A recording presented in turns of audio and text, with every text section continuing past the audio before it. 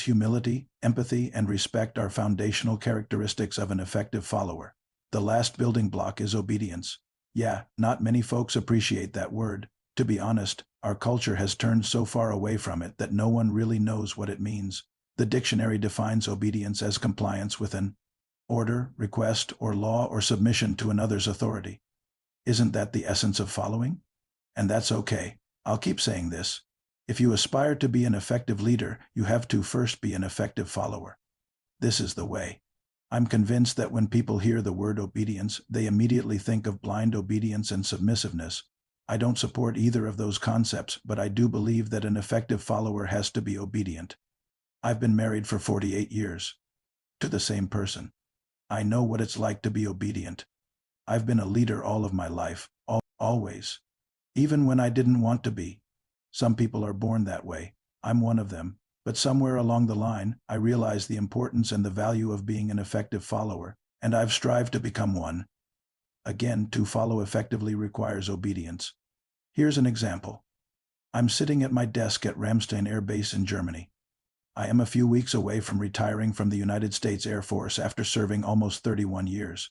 I'm no kidding, working on my retirement papers as my boss, my colonel, the support group commander, marches past my open door with a swift and intentional stride. As she walks past my office, she looks in and says, "Let's go, Chief."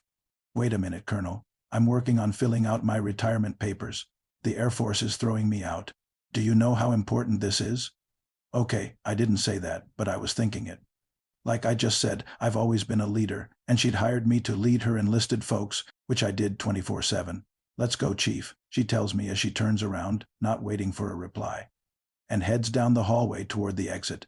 I suppose I could have called down the hallway and said, "I'll be right there, ma'am, as soon as I submit this paperwork," or I could even have inquired as to why she wanted me to go with her without explanation. As a warrior and effective leader, I had to practice being an effective follower. It was incumbent upon my rank and position to be obedient to my commander. There was, evidently, no time for explanations. I had to do what my boss expected of me. I had to obey her request. Okay, it really wasn't a request, but that's how I rationalized it. The rest of the story is that my commander, as the support group commander, also had to obey.